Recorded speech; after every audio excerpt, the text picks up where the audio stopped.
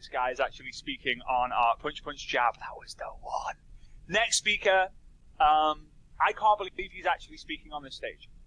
Best-selling author to the book, The Unemployed Millionaire. Someone who's made many, many, many millions, way over 8 figures in the industry. Someone who used to own a personal development company before he even got started in network marketing. Someone who, when I saw him speak for the first time, I had my jaw in my notepad. It was just like, this is unbelievable. He's helped many, many, many, many, many people become 6-figure, 7-figure, and soon to be 8-figure income earners.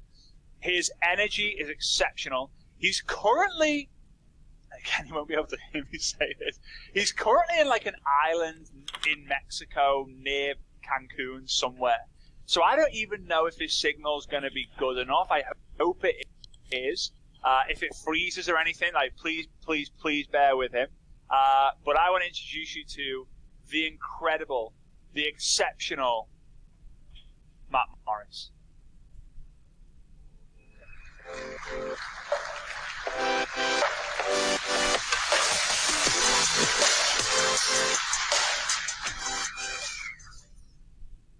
All right, awesome.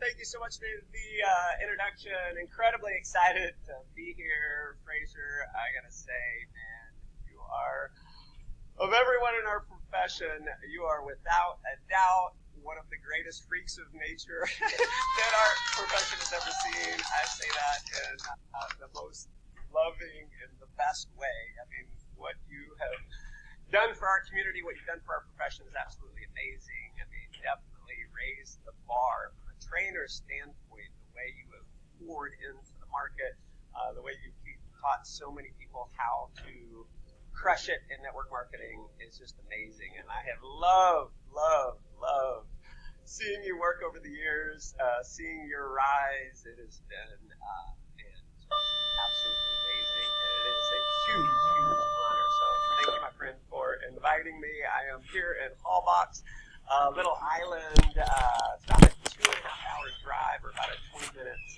flight from Cancun up north. Really they're cool better island. on this So time. if you ever get a chance to come here, you definitely want to do that. And listen, I know you guys have gone through a lot of information. You've hired a lot of amazing speakers. At this point, I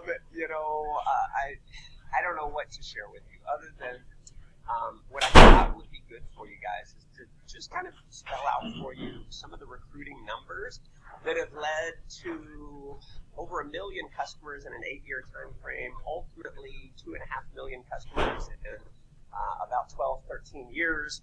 I want to talk about the recruiting numbers, but I also want to talk about philosophy. So a duplication philosophy and a leadership development philosophy that have led to over 50 documented $1 million earners, hundreds of 6-figure earners, thousands of people who have been able to go full-time in network marketing.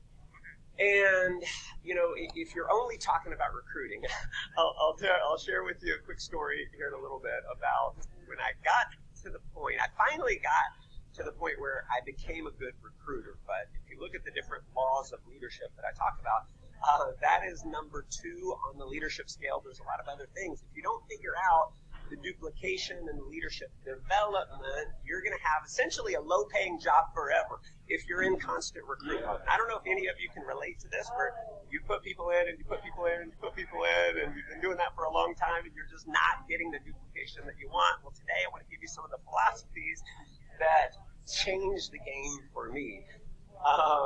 And so let's kind of hop into this. And because I figured out how to get good at this. And listen, I've been doing this. I've been in the profession now for 26 years. And sometimes I get way too much credit. The reality is if you do anything for 20 years or more, eventually you're going to figure it out. And I say that because I know there's some of you who've been listening to the speakers and you hear so many speakers and it's like, wow, they're so dynamic. I wish I was dynamic like that. They seem so smart.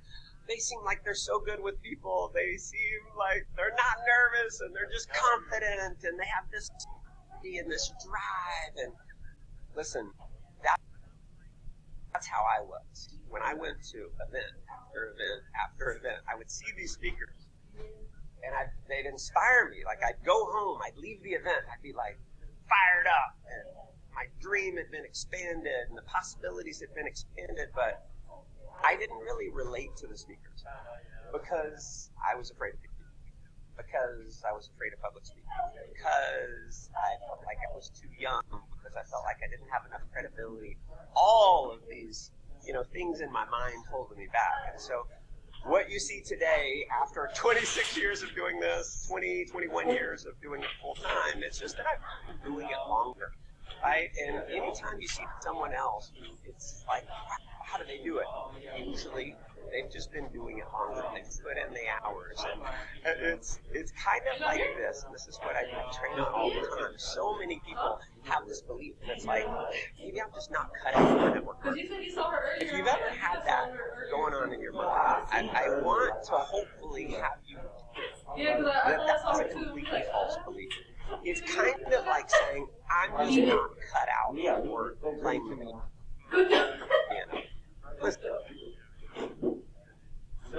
Yeah, like I'm terrible at playing the piano, but if I were to practice playing the piano an hour a day, every day, and I had instructions, maybe it was an app or a coach or something like that, teaching me how to play the piano, I don't care how bad I am, eventually I could play a song.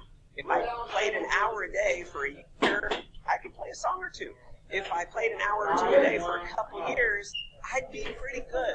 And so I want you to just get, if you're willing to do the work, willing to practice, if you're willing to get the coaching, you can get good and you can be one of the best in the world. Literally one of the absolute best in the world. You look at Frazer, like, how is he so good? He's outworked most of us. I mean, that's the reality. He has outworked most people in our profession. And because he's outworked everyone, he's incredibly good. And the question we all kind of struggle with, I think in many cases, is the juice worth the squeeze? If I really put in these hours, is it going to be worth it? Well, I'll just tell you, from my perspective, I struggled for a long time. And I finally figured it out. And I've been free for years now, over 20 years, free. So I'm looking out at the ocean, I'm looking out at the palm trees, and looking out at a big yacht in the distance, and I gotta tell you, it's been an incredible life. Like, I don't know any other profession that could allow for a lifestyle that we get to live in network marketing. Have been able to travel 82 countries, checked off over 100 It says things on my English bucket 3. list, have been able to do things like my mom's 60th birthday. She said, Mom, anywhere in the world you want to go, where do you want to go? And she's like, New York. Oh, Mom, we've been to New York. Like, where's your dream, man? And she's like, well, I mean, Machu Picchu is my biggest dream.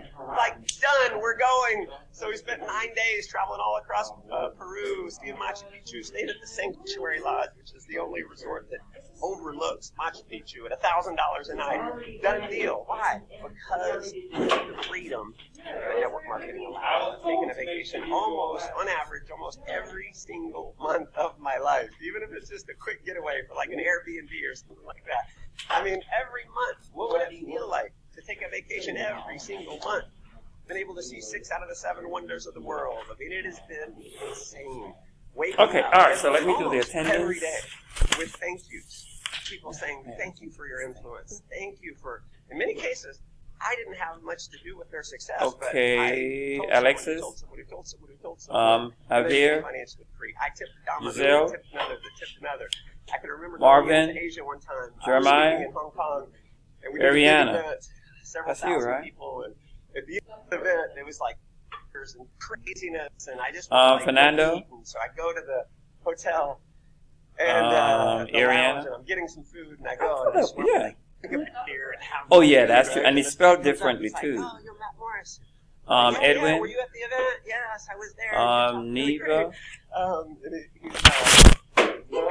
And like, oh, nice Hector. to meet you. And I'm thinking, I just want to kind of sit down. What are your names? Anyway, come to find out, he's the top rank in my company, in my Both organization. talk I at the had same. never What's your met him. name?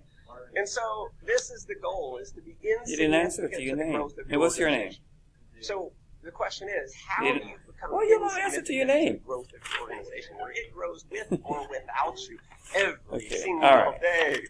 And that's what I want to talk about. And it's And really where's about Jacob? three Oh, things. he's the Number last one, one. it's All the right. recruiting numbers. You've got to personally put enough people in. And I'm going to talk about what those numbers look like. Number two is you got to have a duplication philosophy, a duplication strategy, because if you just throw a bunch of people in, it's not going to work very well. And finally, leadership development. So we'll talk about those three things. And listen, as cool as the lifestyle is, it's not this way for me. My first 2 years in network marketing, I sponsored 3 people, okay?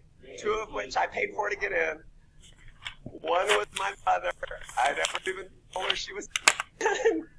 I never even told my mom she was in, right? That's how bad I was. The one guy that I did actually enroll, that like paid his way in, he was away for 90, drinking before the after never does anything. So at the end of the years, I had one person in my group. It was me. That was it. Okay? So I was never the guy you would look at and, man, one day that guy's going to be a superstar. I was the guy that would come to events, and I'm sure people are like, oh, man, poor kid. I hope he makes it one day. Like, that was me. Like, showing up, coming to trainings just with me. How many of you have like come to training after training after training, and it's just you, and you're pissed off because you know you need to get your team to training, but it's just you.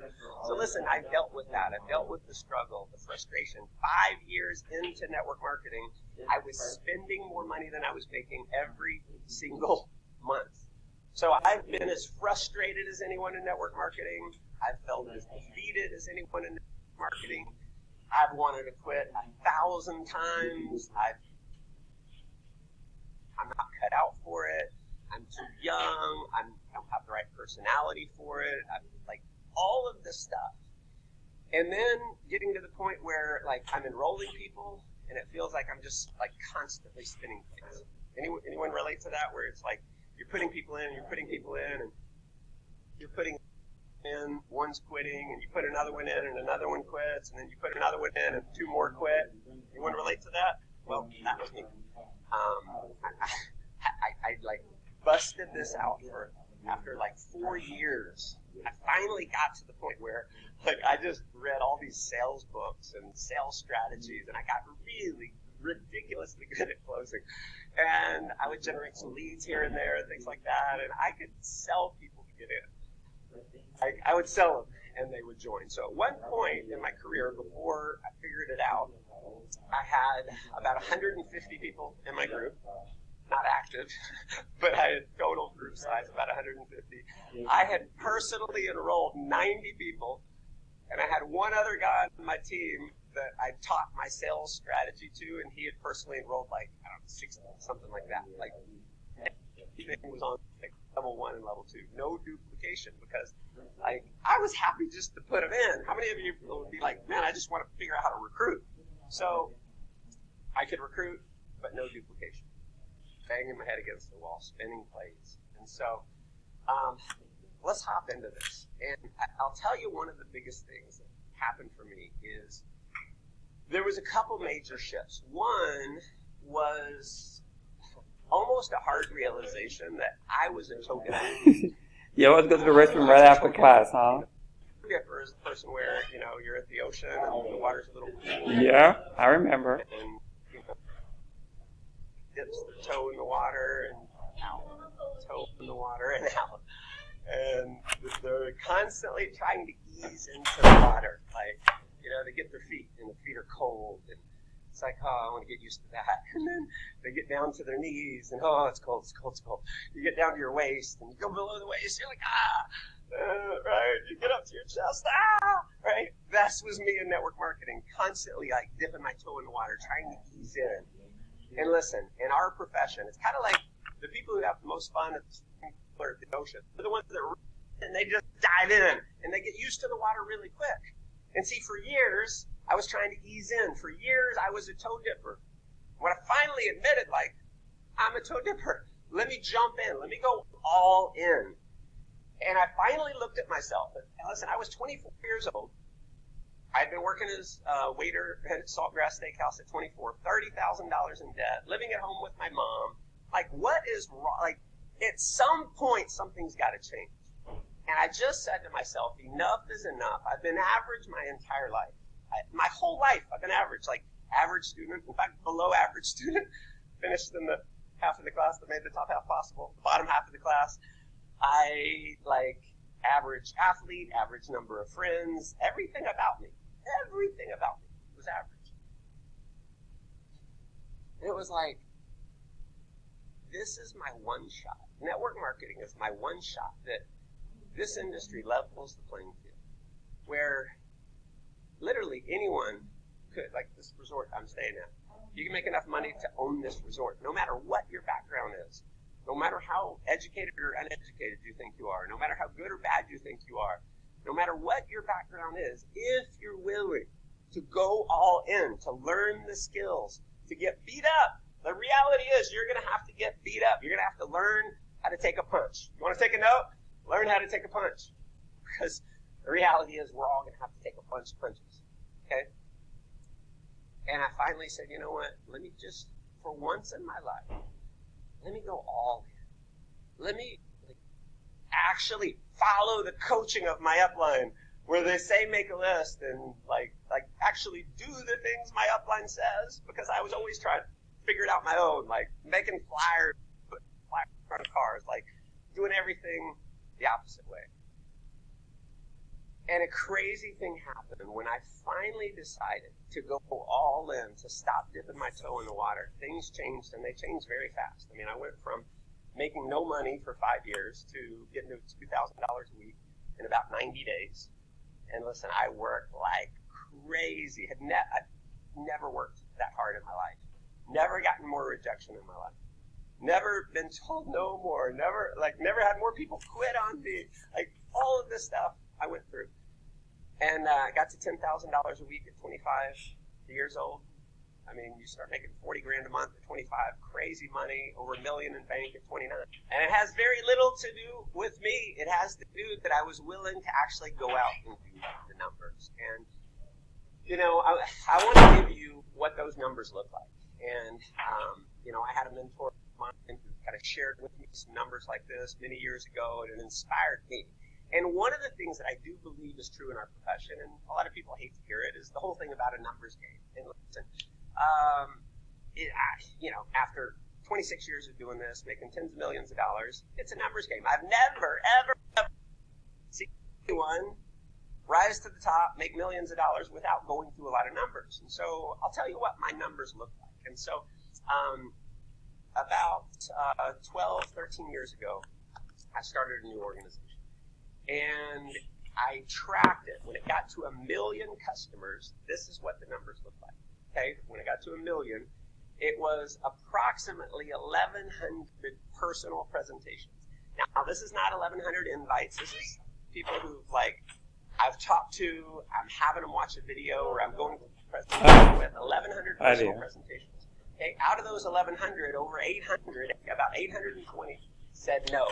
They either said no, they're not interested, it's not going to work, I don't like it, or they don't, like, I don't hear from them, right? If they don't follow up, they don't get back, I consider that a no. And out of that, about 280 people, that was my number of personal recruits when my group had 1 million customers. So 280 said yes, personally sponsored 280 people in a period of about 8 years. Now, I front-loaded a lot of that. Okay? So at the very beginning, I put in a lot quick. I put in about 60 personals in 90 to 120 days when I first got started, because there's a thing, you want to write this down, it's called the law of compressed activity. And the law of compressed activity says the amount of effort that you put in a compressed amount of time is going to pay you way more money than the same amount of effort put in over an extended period of time. So if you're going to put in 30 personals, the faster you put those 30 personals in, the more money you're going to make long term. And there's a lot of reasons for that. We don't have time to get all that. Trust me that in 25 years of doing this is a law. It is true. You put in a lot of people quickly. It spurs competition, increases belief. People are excited to run when you're running. If you want to create group momentum, you need to have some personal momentum. People are always asking me, what's the best way to motivate my team? Go create a new one. Okay? You can can try and be motivational speaker. You can be the best motivational speaker in the world. Too loud. Because you go start a new team that starts duplicating and growing. You show your team how to produce and show your team how to duplicate. On the They're right. way more likely to duplicate. Now, that's not saying ignore your team. That's not saying don't be a support. That's not saying don't be a great leader. You should be a great leader. The mistake that many leaders make is they think they're going to lead their way to the top, meaning be motivational speaker, simply promote events, all that kind of stuff. Listen, you need to do all that stuff, but you need to stay in personal production mode. Continue personally sponsoring new people into your business until you're at an income level that you want to retire at. Okay? So, here's the thing. Of the 280, 237 of them had quit when I ran these numbers. Yeah, put all So, the images together. 237 out of 280. Only 43 were active. 43 were active. And out of the 43, there were 6 that built huge businesses. Only 6 different lines that had built big businesses. And sometimes it wasn't the person I enrolled. I enrolled someone who enrolled someone who enrolled someone who enrolled someone, and then we found a leader. And then it blew up. Now, I continued personally recruiting, and it eventually grew to 2.5 million customers and more, large organizations. But What do you think? the whole thing, everyone wants to know, like, how do I find 6 amazing leaders? Man, there's got to be a secret, there's got to be a formula. I was finding reading one. yeah, they had a kind of problem with I it. can tell you that. Let me tell you my amazing secret formula. Yeah. Was I try not to found be too 6 stiff. leaders because I was willing to get rejected 820 times. So sometimes we got to stop looking for the magical leader No, and I have simply to become the promote magical myself. leader who's willing to go out and do the numbers. That's And right. here's what I think is true, is that everyone can find 6 leaders. Everyone can find 6 leaders, but not everyone's willing to go through 820 rejections.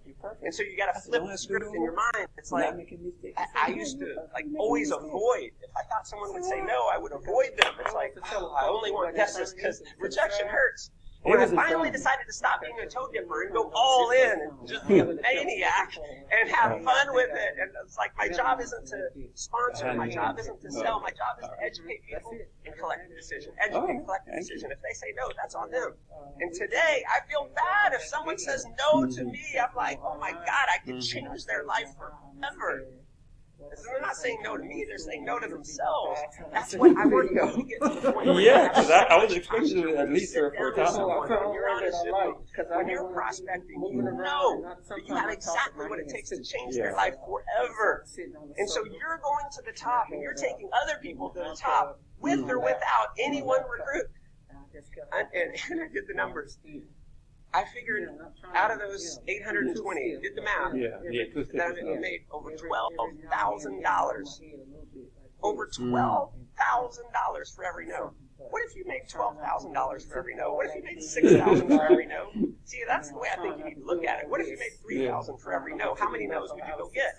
If you made $1,500 every time someone told you no, would you go get more no's? If you made $750 every time someone told you no, I mean, I just keep breaking it in half and half and half. Like, what if you made $200 or $300 every time someone told you?